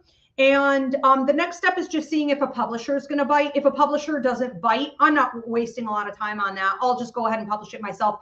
I have two friends who both just published on astrology in the last year, and the way they did it seems to be working really well for them. So if a publisher doesn't bite and I don't get under a label, I'm going to go ahead and probably mimic what they did. And so hopefully by the end of the month. Thank you, Cody. I love the pressure. No, I need a reminder. I need to hear that you guys are, you know, still waiting on it. And the symbology book, for those of you who haven't heard me babble about it a million times, I am obsessed with symbology. In my psychic mediumship course, I teach on 4 hours of symbology, 2 hours on body symbology. So when you feel something in your body, what is it telling you? Then we talk about colors, numerology, astrology, animal totems. You know, there are a million different kinds of symbols, archetypes, dream analysis. I go into the psychology behind some of these symbols as well, but I take essentially what I've been teaching in my psychic mediumship course for like 13 years. That 4 hours of training is going to be broken down in this book, and then a whole lot more. And I may do like a part 1, part 2, just to pump the first book out quick, because every day I'm coming up with more, and I'm like, I can't do this forever. I can't keep adding. So the problem is me. I am aware. No more excuses. And I bought the computer to force me to finish, so I'm on it. Thank you, Jill. Just pop that up on the screen.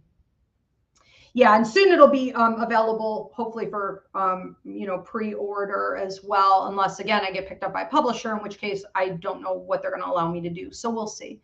All right, any other questions or comments? Heather Featherly Randolph says, flying is a terrible experience, traumatizing. 9 hours stuck in Charlotte. Blech. I can't even. Flight delayed for 12 hours. Terrible. I drove home from Tampa to avoid it on a return trip. I can't. You know, it's like your worst nightmare realized. It seems like it just gets worse every time you get there, right? I don't know. Poor Heather. I mean, I don't know how you will ever like really fly again. I'm telling you, I think at this point, the only real solution, and apparently your safety is not guaranteed at all, no matter what. I mean, I can't believe even that's gone so far downhill, but is to like cough up the extra money to sit in first class, and it sort of fixes some of the problems a little bit, because they're creating more problems for those in economy and coach, forcing you to pay more and get, you know what I mean?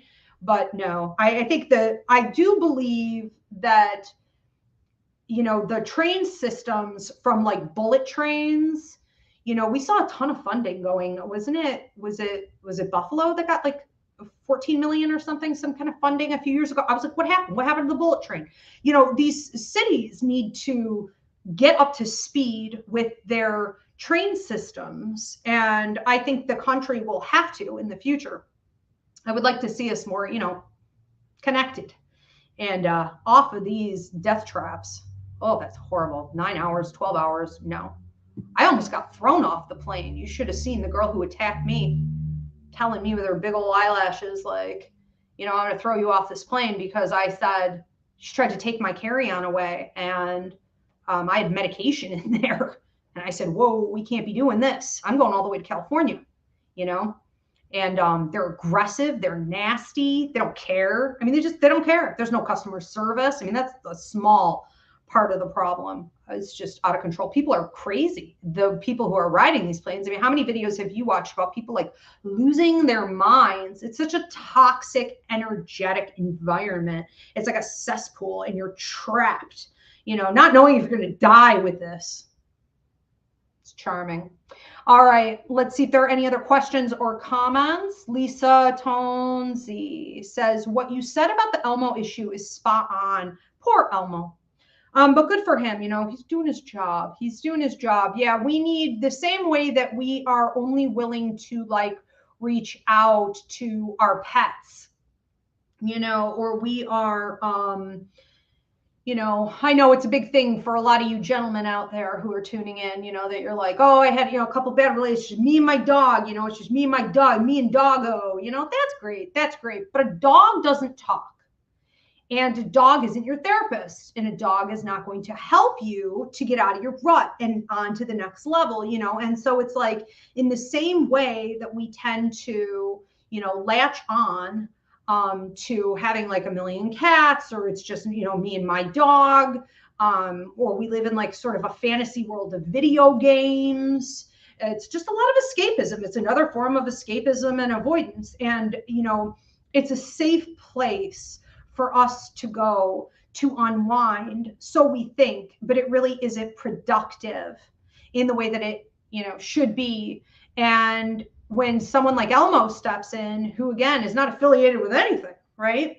And is, you know, so loving and supportive, and, you know, sort of can't escape, kind of like your mom, right? He can't go anywhere. I mean, he's trapped, you know, in the media, has always been, will always be. They just really unleashed, and it wasn't as funny as it may sound. I mean, I'm joking about it, but, you know, I think it's really actually tragic. And so, yeah, I think, you know, we're going to see more and more therapists and psychiatrists, looking at what happened there, especially in that comment section, and taking it seriously. For the rest of us, you know, we need to be that community. We need to be those citizens that lending ear, or, you know, self-help, you know, guru, maybe you want to be a life coach, whatever it is, you know, spiritual advisor, just a good listener, allowing people to come to you as an individual and, you know, do this on social media. Don't think I'm not properly trained or no one will show up. Oh, I assure you they will. Okay. When I started giving readings to the public, I'm telling you, within 4 months, it was a full-time business. I assure you, people need help. I assure you, you know, these are dark times. You're not imagining it. And if you just even have a desire to just let people talk, you know, what's it called? ASMR? Is that where people like all over the microphone with their like spoons and making all these weird noises and stuff, you know? It irritates me, but I get it. I mean, I think even something like that has taken off so much because people find it soothing and relaxing. You know, it's comforting in some way. If you feel that you're called to do something like this, don't worry about whether you're pioneering it or anyone will show up or anyone else is doing it or doing it in the way you want to do it. Just show up and do it. Let people, you know, talk. And you don't even have to necessarily engage. You think Elmo answered 6 million, whatever it was, you know what I mean? He didn't say anything. He said, I am here for you. How are you? And then he said, I'm glad I did that. Stay in touch. Let me know. That's it. It's hi and it's bye. Okay. All right. Do we have any more questions or comments? We have another one from Heather Randolph. With all this in the news, do you have one suggestion on what we, meaning spiritualists, healers, etc., could be focusing on to benefit the collective as a whole? Well, someone recently asked, how do you feel about doing long, like hours of meditation and collective healing? I feel nothing. It clearly doesn't work. Okay. It's just not, no. So what I would suggest to the masses, okay, to all of us healers out there, is that we learn how to heal ourselves, because the biggest holdup is that we're not doing the work. We are so eager to level jump. We are so eager to bypass our stuff and to just get out there and slap a healer's label on it and to start pumping it out. And that makes us a vampire. That makes us codependent.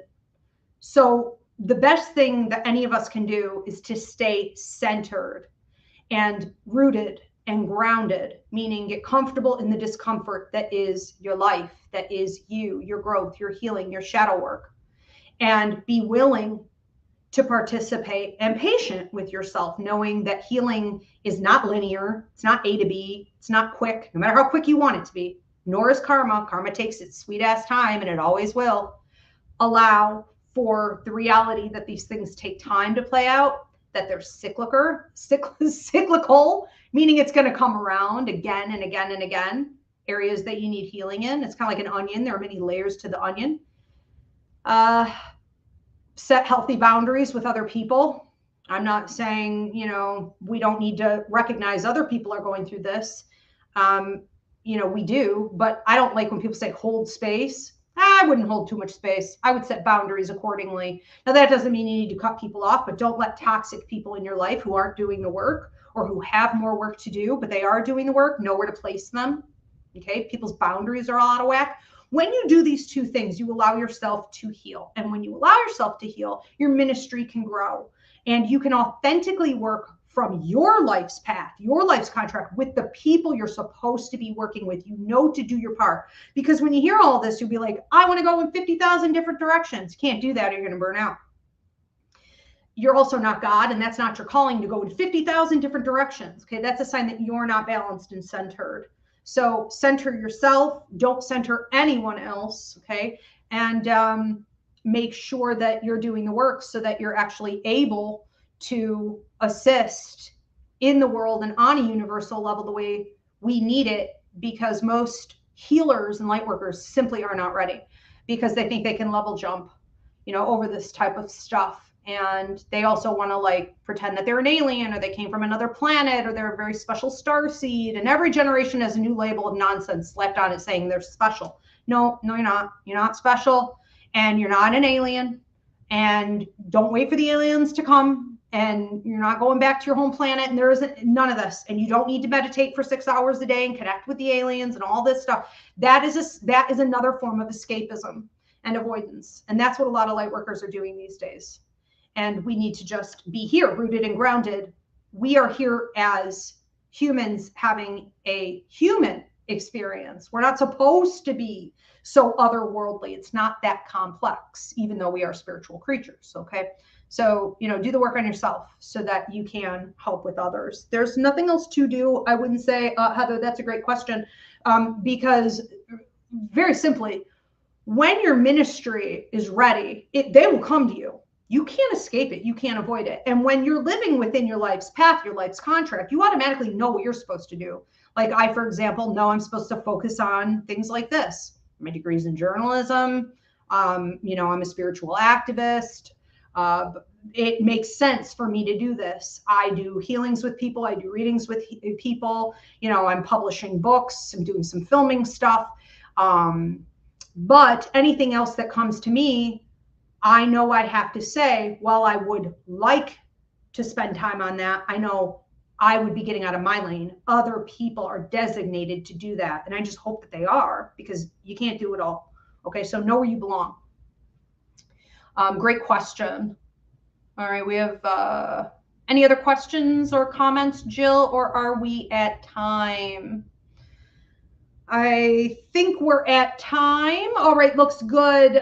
So I will be back maybe next week, maybe in a couple weeks. I don't force these shows. When I see that there is something actually meaningful going on in the media, I'll pick it up and I'll be announcing when we have another late night circus going on. In the meantime, you guys can catch me. I believe it's this upcoming Wednesday for my next live show where I'll be taking your personal questions and delivering messages from spirit. That show is called Ask Ivy.